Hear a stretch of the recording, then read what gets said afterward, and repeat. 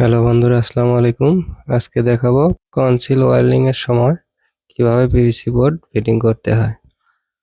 তো সর্বপ্রথম আমরা বোর্ডের জন্য যে জায়গাটা রাখছি এটা ভালোভাবে সাইডগুলো কেটে নেব।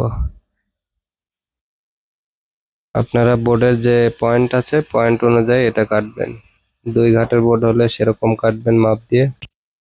6 ঘাটের জন্য আমরা এটা কাটতেছি। তো দেখেন কিভাবে কাটতেছি। তো বোর্ডটা ফিটিং হয়ে গেছে। দেখেন যদি বেঁধে যায় তাহলে আরো কাটবেন। তো এখন আমরা ইন্ডিকেটর লাগাচ্ছি, দেখেন কিভাবে লাগাতে হয়। তারপরে একটা সকেট লাগাচ্ছি।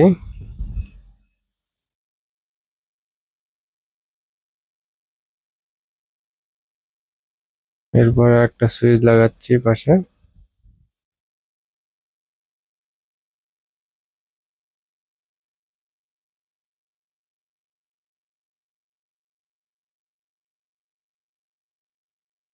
আরো 2টা সুইচ লাগিয়ে নিলাম। এরপরে রেগুলেটর লাগিয়ে নিচ্ছি।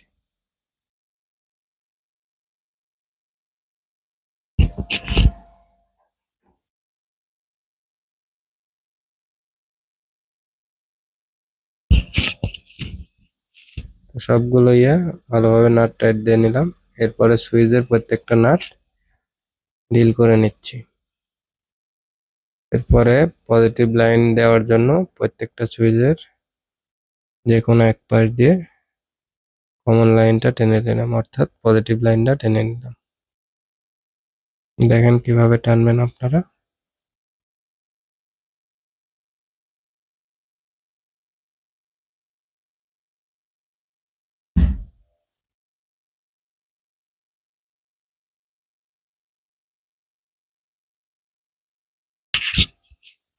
এরপরে প্রত্যেকটা নাট ভালোভাবে টাইট দিয়ে নেব, যাতে করে কোনো লুজ কালেকশন না হয়।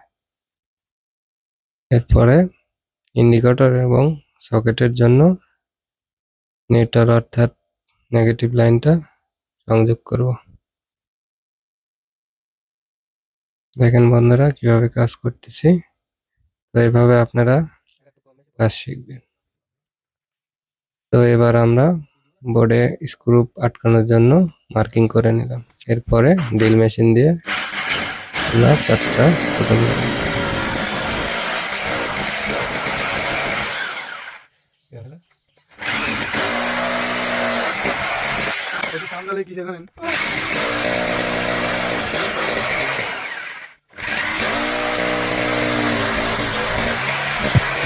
এবার 8 নাম্বার রয়্যাল পিন লাগিয়ে নেব।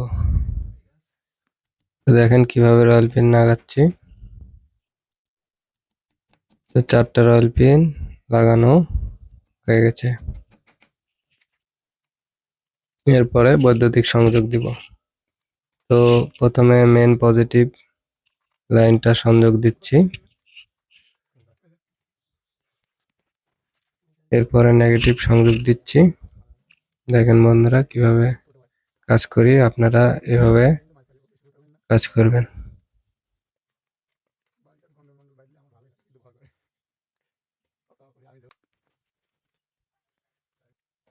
এরপরে রেগুলেটরের এক প্রান্ত ফ্যানের লাইনের সাথে কানেকশন করব। এরপরে টেপ দিয়ে আটকিয়ে নেব। এরপর রেগুলেটর অপর প্রান্ত যে কোনো একটা সুইচের সাথে লাগিয়ে নেব। এরপরে 2টা লাইন অর্থাৎ 2টা বাল্ব, জিরো একটা মেন বাল্ব, এটা 2 জায়গায় লাইন করে নিলাম। তো এরকম নতুন নতুন ভিডিও দেখার জন্য পেজটি ফলো দিবেন। তো এখন আমরা স্ক্রুগুলা লাগিয়ে নিচ্ছি। তো ভিডিও ভালো লাগলে সবাই একটি করে লাইক দিবেন।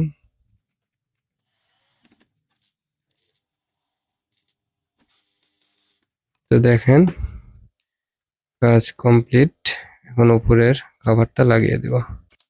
আশা করি ভিডিওটা সবার ভালো লাগছে। ধন্যবাদ সবাইকে।